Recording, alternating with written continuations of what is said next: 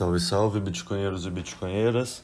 Aqui é o Leta de novo, trazendo agora o resumo da palestra sobre a adoção global do Bitcoin. Essa foi uma palestra bem legal, que teve um moderador que eu esqueci o nome, e teve o COO da Mercado Livre, eles chamam de Mercado Libre, né, porque é uma empresa argentina, e com um cara da Paxos. Paxos é uma empresa que o Mercado Livre comprou, não sei se inteira ou pelo menos uma participação relevante recentemente. Aí começou a palestra com o COO da Mercado Livre comentando que dos 20 países que têm a maior adoção de Bitcoin, 4, e criptos como um todo, né? 4 estão na América Latina. São eles a Colômbia, o México, a Argentina e o Brasil. E por conta disso eles resolveram lançar o produto de investimento em Bitcoin na plataforma deles no Brasil. Eles ficaram surpresos que em 3 meses eles já atingiram 1 milhão de usuários. E esse 1 milhão de usuários, eles enxergam que a principal proposta de valor do Bitcoin para eles não é number go up, não é tipo o preço subir, é realmente essa questão do hedge contra a inflação. Porque o pessoal da América Latina está acostumado com moedas que perdem muito o poder de compra ao longo do tempo. Então a gente tem uma compreensão maior do que o pessoal da Europa, dos Estados Unidos, sobre o que significa uma inflação alta mesmo. E aí o pessoal estava comentando que a Paxos é basicamente essa compra da Paxos pelo Mercado Livre é uma questão que a Paxos é uma empresa de infraestrutura, é uma empresa que foi adquirida e a função dela já era ajudar a expandir a adoção do mercado do Bitcoin e cripto como um todo. Então eles se enxergam muito como aquela história dos vendedores de pá na corrida do ouro. Eles não são necessariamente quem vai vender o Bitcoin diretamente, mas eles são as pessoas que vão ajudar o Mercado Livre a conseguir vender Bitcoins de uma maneira melhor. E isso é interessante porque, querendo ou não, o Mercado Livre tem cerca de 150 milhões de usuários. Então, é aquela história. Talvez empresas fiat, para entrar no padrão Bitcoin, elas precisam sim dessa ajuda, mas ao rolar essa ajuda, a gente consegue fazer muitos usuários terem acesso ao Bitcoin ao mesmo tempo, o que é positivo. A Paxos também trabalha com pagamentos e crédito e tudo mais usando stablecoins. E o próprio cara da Mercado Livre comenta que eles têm uma visão muito mais agnóstica em relação a isso, porque a principal função deles não é ser uma empresa ideológica, que nem a gente bitcoinheiro acaba sendo. A função deles, a religião deles, a palavra que ele usou, é cuidar dos usuários. E para o usuário o mais importante é a experiência, é a usabilidade. Então, às vezes, stablecoins são muito mais importantes nesse sentido. Tem muitos clientes que se assustam com a volatilidade do Bitcoin, mas querem sim ter uma stablecoin de dólar para investir, em vez de deixar o dinheiro em pesos argentinos ou em estalecas brasileiras, sabe? Em qualquer dessas moedas fracas que estão por aí. Aí, depois dessa conversa inicial, foi perguntado para eles como eles veem, na visão deles, o que está levando essa adoção da América Latina como um todo. E foi citado justamente isso, que hoje em dia está com essa inflação de cerca de 8%, 9% nos dados oficiais, tanto nos Estados Unidos quanto na Europa. E que isso, para nós latino-americanos, é uma segunda-feira comum, né? Não é algo não usual. Então, isso faz com que as pessoas da América Latina como um todo consigam compreender a necessidade do Bitcoin de uma maneira muito mais simples, assim. Então, na visão dele, essa adoção na América Latina como um todo ocorre principalmente com essa visão de proteção contra a inflação mesmo. E, de novo foi comentada essa questão de que, em média, uma pessoa na América Latina não conhece direito o Bitcoin, mas ela conhece o dólar.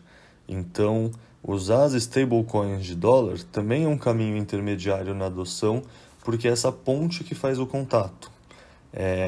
sabe? A adoção não ocorre binariamente, não ocorre do 0 a 1 direto, ela ocorre em passos. E um desses passos, na visão deles, é justamente essa viabilização das stablecoins. E aí depois foi perguntado, e as sanções? Porque se a gente está falando de adoção de Bitcoin numa escala global, como fica a questão das sanções de acordo com isso? Tipo, dá para evitar elas usando o Bitcoin?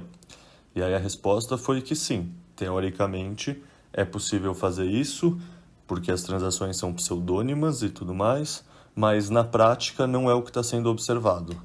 E isso não está sendo observado por alguns motivos, principalmente porque é muito difícil mascarar as transações por conta da baixa liquidez e também porque você vai precisar fazer a transação e você vai ter que trazer de volta o dinheiro, hoje em dia, né, para o sistema Fiat, eventualmente.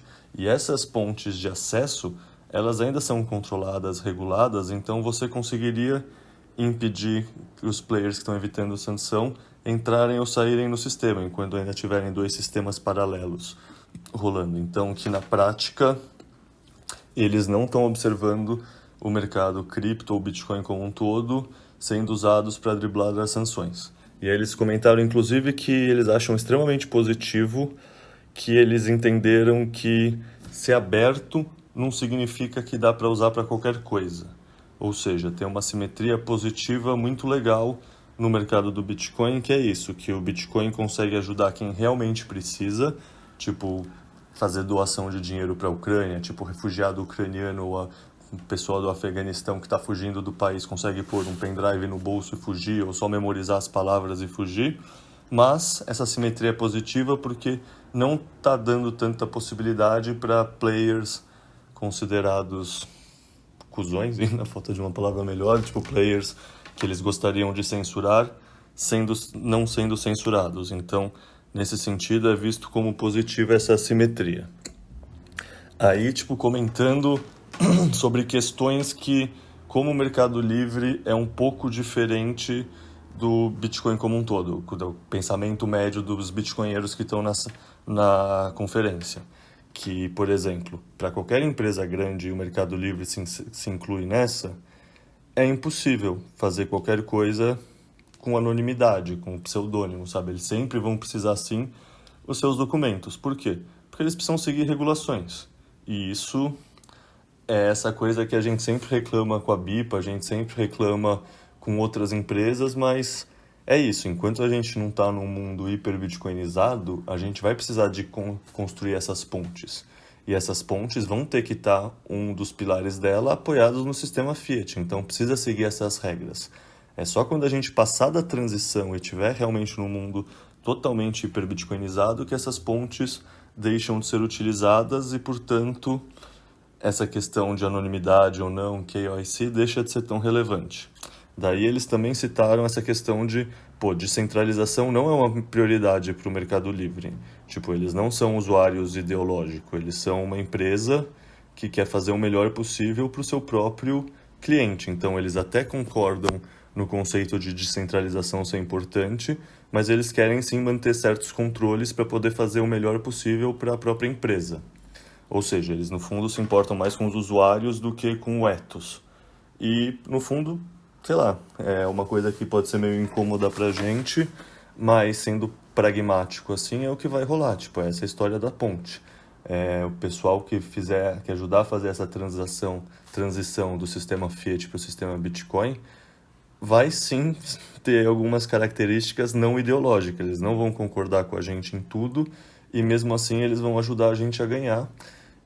E é uma coisa que é meio incômoda, mas que a gente vai aprendendo a lidar.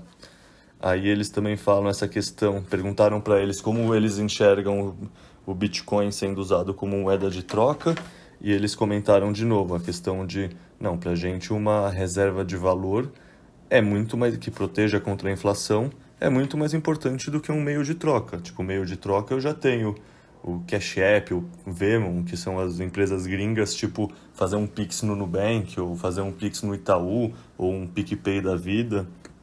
Ou seja, eles acreditam que o principal produto mesmo do Bitcoin é proteger contra a inflação e ser uma reserva de valor confiável, muito mais do que ser um meio de troca.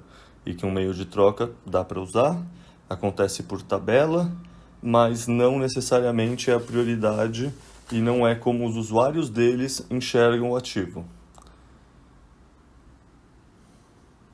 Aí, só para concluir, o CEO do Mercado Livre fez uma observação que eu achei bem interessante, que é que os maxis, os bitcoinheiros, a gente que tem essa visão ideológica, a gente é responsável por sonhar com o futuro, a gente é responsável por trazer a visão do que a gente quer para o ecossistema e a gente é essa minoria intransigente que vai brigar pela nossa visão.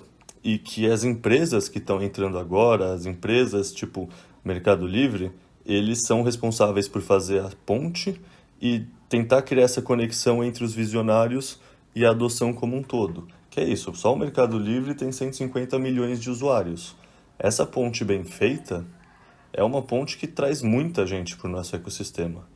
Então ele estava comentando essa diferença entre quem é responsável pela visão e quem não, quem sacrifica um pouco da visão pela parte pragmática de fazer acontecer de fato. Bom, enfim, esse é o resumo da palestra sobre a adoção global do Bitcoin. Aquele abraço.